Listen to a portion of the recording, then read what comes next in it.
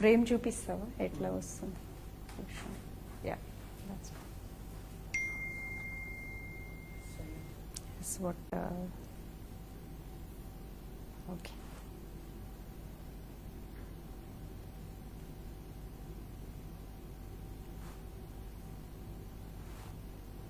Yeah. Hello, I'm Dr. Padmaja Lokireddy. I'm a hemato-oncologist and stem cell transplant consultant at Apollo Hospital, Jubilee Hills, Hyderabad. Today we're going to talk about few common blood cancers or common cancers in childhood. How do we identify and how we manage them? We have my other colleague with us. Good afternoon, everyone. I'm Dr. Rajiv Reddy. I'm a consultant orthopedic oncosurgeon at Apollo Hospital in Jubilee Hills. Today we are going to talk about childhood cancers which are commonly seen in the bone, like osteosarcoma and Ewing sarcoma. As we all know that September is International Childhood Cancer Awareness Month. Okay. So next, shall we start off with common blood cancers? What are the common cancers in children? If we take the age group, if we take about 3 to 8 years, generally blood cancers is the most devastating and life-threatening cancers. How do they present? Children usually have a fever, they go to a general physician or pediatrician, which doesn't settle and then it recurs. Usually they never do a blood test on the first go, only after a couple of instances fevers are not settling. That's the time the blood tests are done. The blood tests are key things which will show a low hemoglobin or a very low platelet count or abnormal white cell count. Especially there is a subset of white cells called lymphocytes. The percentage of lymphocyte count will be very high and one of the white cells called neutrophils will be very low. That's the point where we suspect there is something seriously wrong. But at the same note, I want to say, do not worry about just one-off low platelet counts. It cannot be cancer. Most of the children, 80% of children with infections can have a drop in counts which spontaneously resolve in 2 weeks' time. Generally, if you have a doubt, you should always repeat the blood test in a week's time. If they're improving, you can take it as a reassuring thing it's due to infection. If they do not settle, if they're progressive, that's the time you need to seek a specialist help. So coming back to the blood cancers, the commonest is acute lymphoblastic leukemia, ALL. The outcomes of this acute lymphoblastic leukemia are very good. We're reaching close to 95 to 98% in the Western world and close to about 75 to 80% in India. So early diagnosis is the key for the best treatment and to have a long-term outcome. When we come to the leukemia treatment, many of the patients have got the question which center to choose and how do we go further. So they have lots of questions in mind. They started Googling. So there is a lot of information in Google which may not be definitely pertaining to you. There are different cancers. Some cancers have got a better prognosis than the other. So it's always important to get your information from your specialist. So in acute lymphoblastic leukemias, generally the treatment is chemotherapy, and the chemotherapy can last for a longer periods. We would consider bone marrow transplant only in those children where we think the genetic risk is very high and they have a high risk of relapse. At the time when they present with a leukemia, if their white cell counts are more than 50,000, or they have a bad genetic abnormalities, or they have relapsed after the first treatment, that is the time you have to think about a bone marrow transplant in leukemia patients.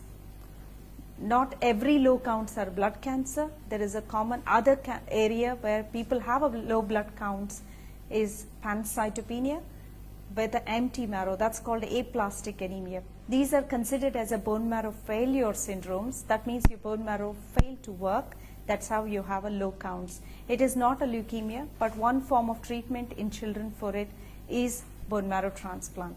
And children with aplastic anemia who have a bone marrow transplant, they have excellent long-term outcomes. The survival is close to 85 to 90% over the long term. But the key again here is finding a right donor and finding an appropriate time. Many a times we find children coming very late for the transplant where they had resistant bacterial infections or fungal infections. So it's important to have the early diagnosis and the treatments at an identifiable period to have a long-term outcome. And I'll let Dr. Rajiv to talk about some of the bone cancers, then we'll take questions further on. Thank you, Dr. Padmasha. As a bone cancer specialist, the first question that I usually encounter is, does cancer occur in the bones also? And even more, does bone cancer occur in children also? Unfortunately, bone cancer does occur in children, and we see it more commonly than we usually think. It is very unfortunate that kids who are just developing and kids who are just enjoying their environment and learning new things develop bone cancer, and they have to be subjected to this kind of misery. But all said and done, we know that if bone cancers or bone tumors are diagnosed early, then they can be treated and the child can continue to have a normal childhood and can become a fully normal adult. What we should remember is that not all bone tumors are bone cancers. Not all lesions that appear or all problems that appear inside the bone are bone cancers. Only some of them turn out to be malignant or cancerous, and they are called as sarcomas. The other varieties where problems or swellings or lesions appear in the bone and which do not spread outside the bone are called as benign bone tumors, which are commonly seen in children. These are fully treatable and curable. It's only a percentage that are bone cancers or sarcomas which require a different kind of treatment. As a parent, what you need to know about your child, whether he's having any problem in the bone that is serious, is very simple. You need to be alert, just as you are in general with children. You need to see whether the child is limping, because child may not be able to express that they are having pain in the legs or in the hands. Generally, in the case of legs, when the child starts walking, if there's a problem in the legs, then they start limping, which can be noticed by the parents. If it is in the upper limb, that is in the hands, then the child refuses to use that hand for the normal function that they usually do. So the mother or father or any other caregiver in the house should observe the child and pick up these symptoms.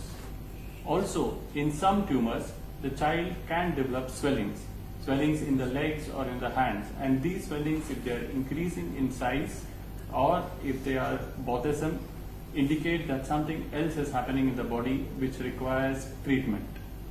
In a few cases, the bones start developing bending or bowing, which may or may not be related to bone tumors, but it should catch the attention of the parent to seek the advice of a doctor. Generally, bowing in kids is not very serious, but it is always preferable to approach an orthopedician to clear any doubt. What we should remember is that not all tumors are actually tumors in children. Infections can present as tumors and can deceive the doctor as well as the parent. And if it is an infection, then it can be treated fully with antibiotics and, if necessary, surgery. So the first thing that the parent should do in case they feel that the child is having pain or limp or swelling or any other unusual symptoms is to visit an pediatric orthopedician or an orthopedic surgeon. In case the initial investigations, that is the X-ray or MRI scan, show that there is a problem in the bones or there is something abnormal going on in the bone, then they should immediately visit an orthopedic oncologist who is a specialist of bone tumors and bone cancers.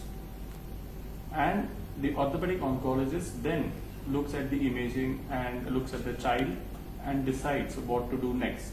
The usual procedure is for the orthopedic oncologist to go ahead with a biopsy, which is a keyhole biopsy in this day and age, where a small needle is inserted into the bone and a bone tissue is taken out for testing for infection as well as tumor. What is important is that this procedure of diagnosis, including the X-ray, the blood test and MRI, are very, very important and should never be taken lightly or should never be delayed.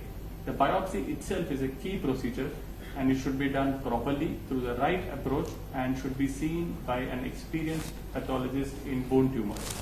Missing a diagnosis with biopsy is not uncommon.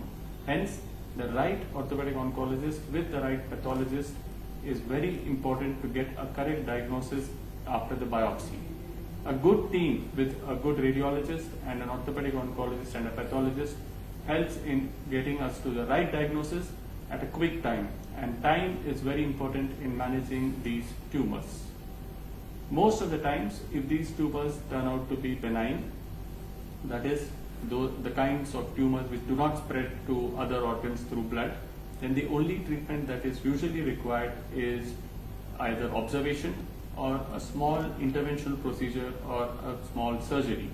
In some cases, like osteofibrous dysplasia, the only treatment that is required is observation for an initial period of time. In a few tumors like osteoblastoma, an interventional radiologist can be involved so that a needle can be inserted to burn the nidus of the tumor. In a few cases like osteochondroma, which is very common, which is a swelling of the bone that protrudes outside, if it is not causing any symptoms and if it is not creating any pain or swelling, if it is just cosmetic, then it is best to observe it rather than going ahead with surgery immediately.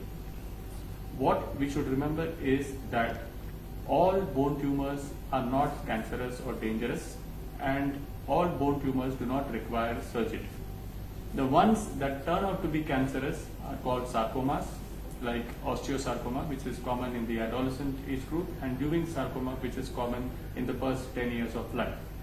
These sarcomas need to be handled with care, but if detected early and if they have not spread elsewhere, especially to lungs, then the chance of full cure is very high. The chance of saving the limb is very high, and we have progressed a lot in the last 20 years to reach a stage where we are able to save limbs, both legs and hands, which were unthinkable before, which we wouldn't have imagined before.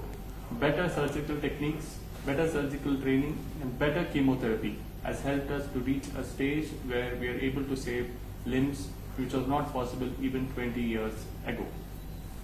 The other aspect of childhood cancer is that chemotherapy is routinely used in the management of sarcomas like osteosarcoma and Ewing sarcoma. This is an integral part of treatment. Surgery, on the other hand, involves extensive planning, because in children we know that they are in the growing age and the bones are growing all the time. The bones usually have growth potential at their ends, that is the upper end and lower end, and these growth potential areas, called as growth plates, should be treated with care during surgery, because if they are damaged or if they are removed, then that particular bone will not be able to grow further, and it will lead to shortening of the bone and the limb. Hence, any surgical planning involves extensive care of this particular growth plate so that the child's lower limb or upper limb length is not disturbed, and so that they can grow normally. There are a variety of surgical techniques. In some cases, what is done is that the bone is removed. It is sent to the radiation department, where a radiation of 50 Gray is given to the bone, and then it is sent back to the operation theatre in half an hour, so that the same bone is then put back into the patient after radiation, and it is fixed with wires or plates which are metallic implants.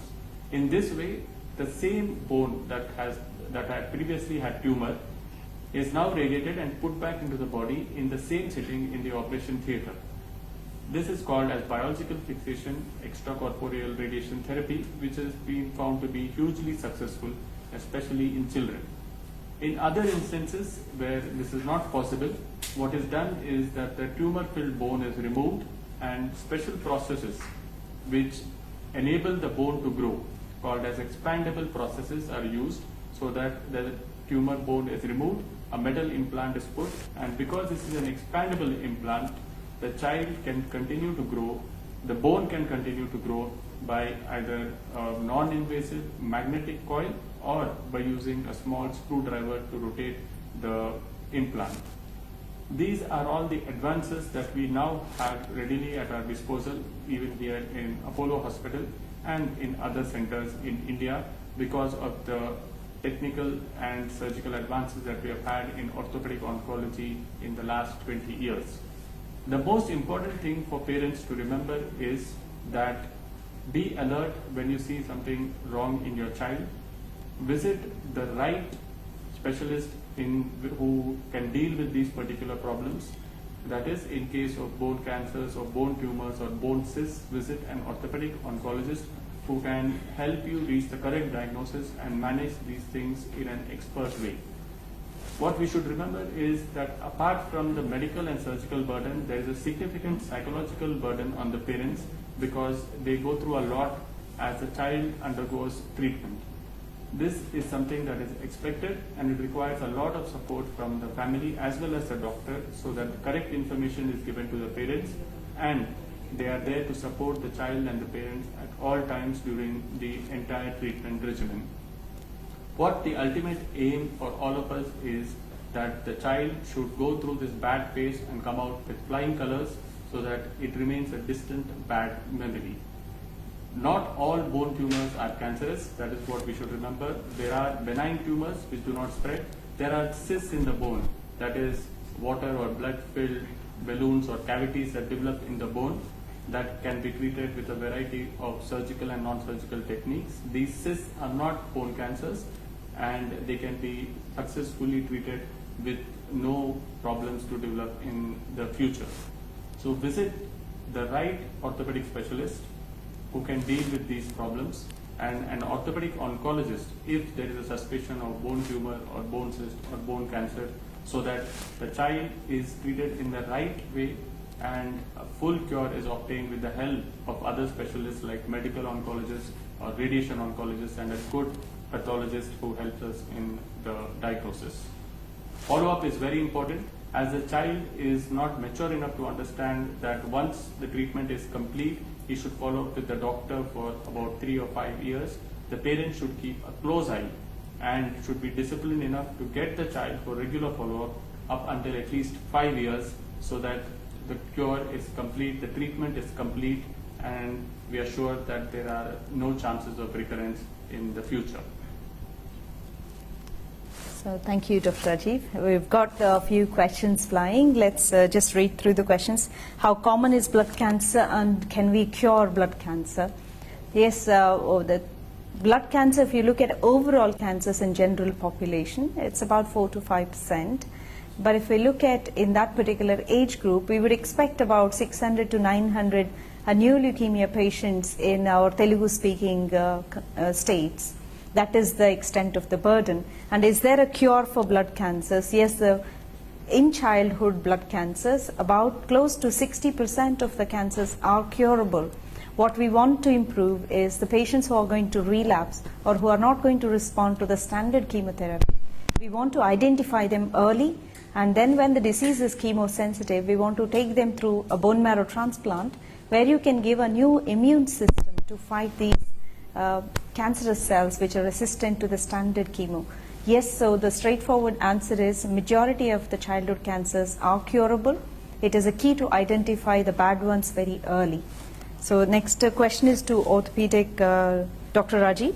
Is amputation the only solution for blood cancers? Will non-cancerous bone tumors go away without treatment? Non-cancerous bone tumors do require treatment, especially benign bone tumors and bone cysts, but they do not require chemotherapy or any other form of treatment. In a few cases, even surgery can be avoided by using interventional procedures like radiofrequency ablation or sclerosins or injections. But all this depends on what exactly that particular tumor is and also the facilities that are available at our disposal. But yes, most benign tumors can be treated even without surgery in the correct hands. As far as malignant tumors, that is cancers, are concerned, yes, most of them may require surgery along with chemotherapy, and it depends on what the particular tumor is and at which stage it is. Amputation is not required for a majority of bone cancers.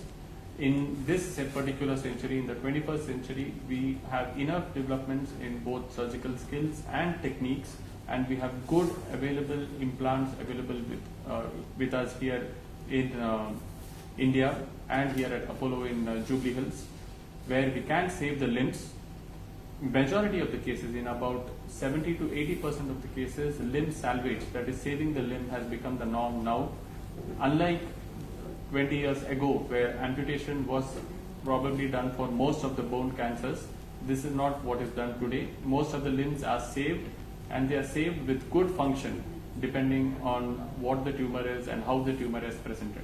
So yes, amputation does happen in a few percentage of children who are affected with cancer, but the majority of them, the limb is saved and they go on to have good function in the limbs. So thank you, Rajiv. The next question is, can children tolerate chemotherapy? This is a very common question we get from parents when we talk about chemotherapy. People think that the child is so small they cannot tolerate chemotherapy, but chemotherapy doses are given according to the body weight and height, so according to the body surface area. And children will tolerate chemotherapy very easily compared to adults. It is a misnomer, or parents do think like that, but it's not the common thing at all. And the next question we have is, if I donate a bone marrow, will I be fit? So there are a lot of voluntary donors in the world who are donating bone marrow cells, that is stem cells. So they are not doing out of any gain. They are voluntary donors. They donate to a person who are unrelated to them, and they go back to work. So there is no downside of it. The donations, voluntary donations of bone marrow is happening for many years, since 1970. Perhaps we are only donating now peripheral stem cells. So the bone marrow stem cells are coming out into the bloodstream, and we're collecting those stem cells. So we are collecting probably 1% of your total stem cells. So you have billions of them. What we are collecting is very few, and you would get them back within few days. And people are only advised to take time off for that day when they're donating, so they go back to work. So there is no deficit, there is no long-term problems for people donating bone marrow or stem cells. And for Rajiv, there's a question for bone cancer, how can we identify? Identification of bone cancer is a little difficult, but the best people to identify this is the parents or grandparents. If they feel that the child is not walking normally, if they have suddenly developed a limp, or if the child is not using the hand or the upper limb normally, they are not walking just the way as they were walking previously, then we should assume that something is wrong in the limb, which the child is not able to convey. The other symptom is that if there's any swelling in the legs or in the hands, and this swelling is increasing in size, then it's an indicator that there is some activity going on in the bones which is abnormal. In a few cases, children also develop bending or bowing of bones. Majority of this bending is due to age-related or vitamin D deficiency, but in a few cases it can be because of tumors.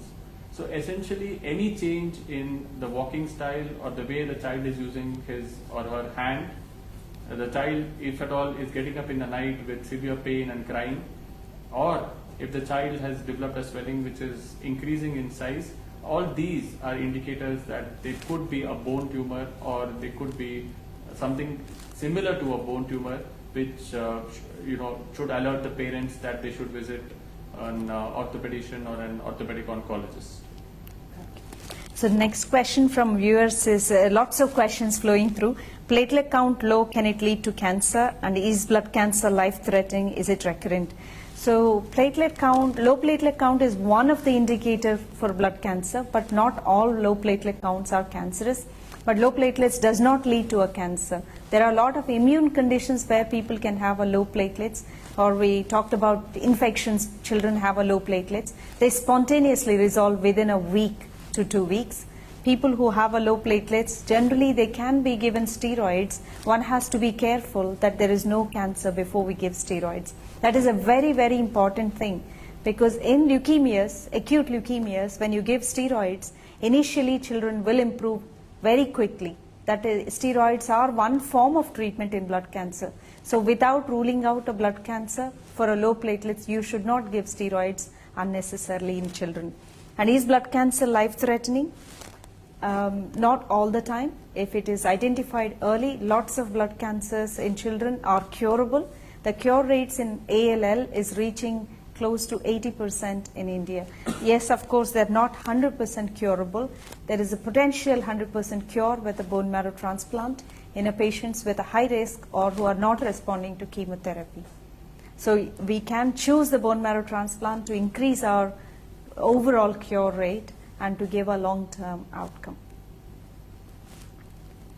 And for bone cancers, can we give radiation? When do we need to give radiation? Is the next question. Radiation is a very important modality that is used in the treatment of bone cancers, especially in cancers like Ewing sarcoma. But in children, generally we try to avoid giving radiation, especially in areas which are close to those areas of the bone which are involved in growth, called as growth plates. Because the growth plates do not tolerate radiation and they do not survive the radiation. But with newer technologies and newer advances in radiation, we have seen that these particular growth areas can be shielded or protected from radiation, and radiation can be used in those cases which mandatorily require radiation. Radiation nowadays is used in bone cancer in a different way, as we have just discussed. It is called as extracorporeal radiation, wherein the surgeon removes the tumor-filled bone in the operation theatre, sends it to the radiation department immediately while the patient is under anesthesia in the operation theatre. The radiation oncologist then gives radiation to the tumor-filled bone, about 50 grays for 25 minutes, and the same bone is returned to the operation theatre where the doctor is waiting for the bone to be put back into the patient's body. All this is done in a sterile way. The radiated bone which is back is then cleaned and put back into the patient's own body using metallic implants like wires and plates. This procedure is called extracorporeal radiation, that is outside body radiation, and has been found to be very successful. The advantages of this kind of procedure are that the child's own bone is being put back into his or her body after radiation, and it gives a perfect shape and size, and the child can go on to have a normal sized and shaped bone, and he will not have any metallic implant in the body which will either require resurgery. There are no chances of breakage of the metallic implant or other issues. The radiation that we give, that is 50 grays that is given by radiation oncologist, is very effective and a very large dose that kills the tumor cells comfortably. The only setback, if at all, we have of this procedure is that the child will not be able to put weight on this particular radiated bone for 9 months, because it takes 9 months for this radiated bone to become strong enough to put weight again. Of course, weight can be put on the other limb and the child can start walking, but no weight should be applied on this limb till 9 months. Thank you, Rajiv. There are quite a few questions in a similar topic. We'll just concise that. How do we increase the chances of leukemia response rates? And how do I choose the best bone marrow transplant unit is one part of the particular questions. And second thing is, what are you doing differently during the COVID time? Are we safe to come into hospital? So addressing the first one, how do we know how to increase your chances of cure? Yes, you're identifying it at the right time, going through the chemotherapy as per the plan.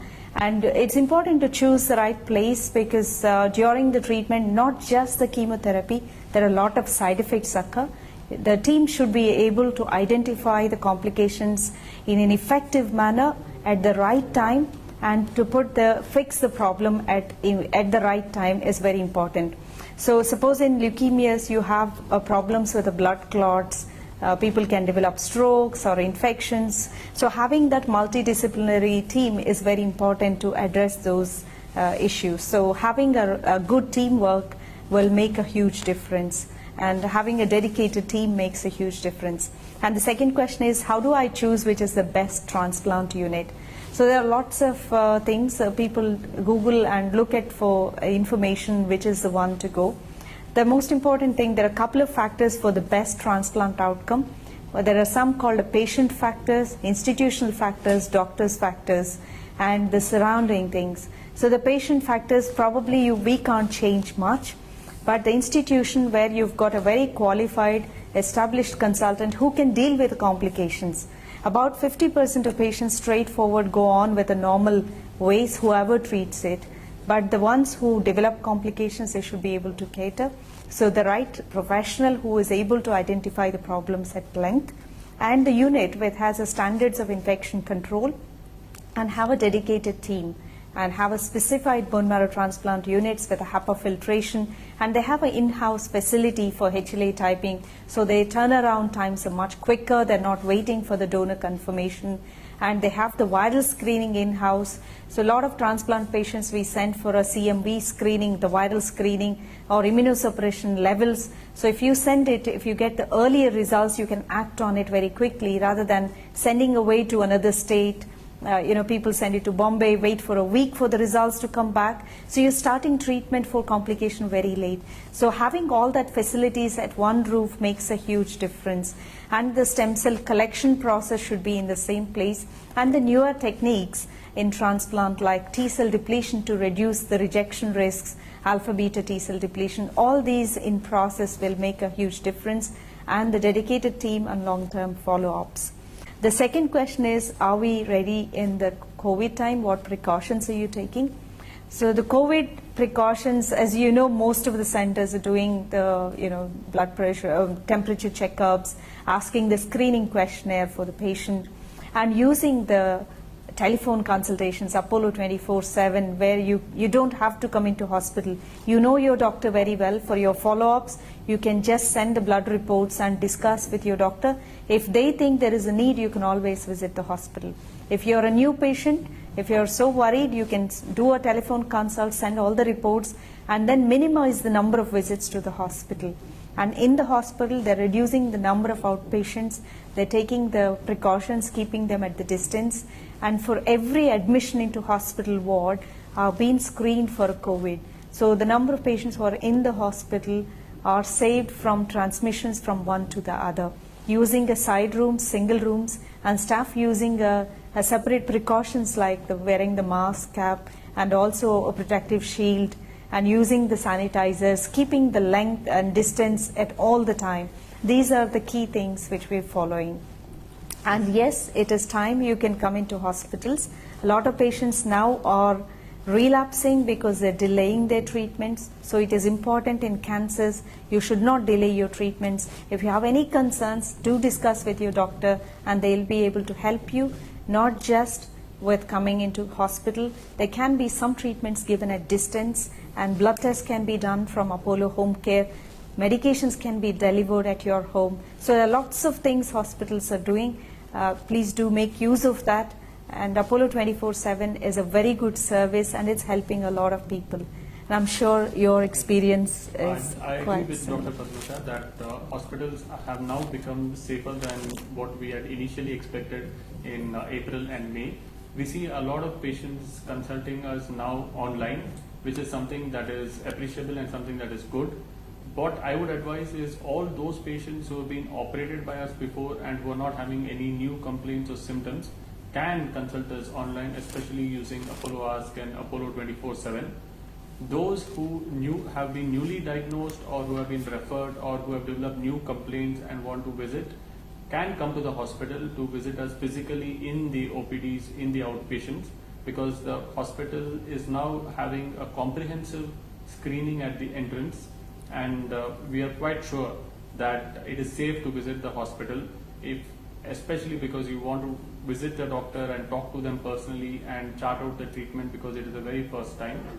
We should remember that unlike other elective procedures, cancers are something that will not wait for us. There's no advantage in waiting for a few weeks or waiting for a few months, or there's no big disadvantage if we start treatment immediately. What is actually required is that these cancers should be diagnosed early and the treatment should be started aggressively early.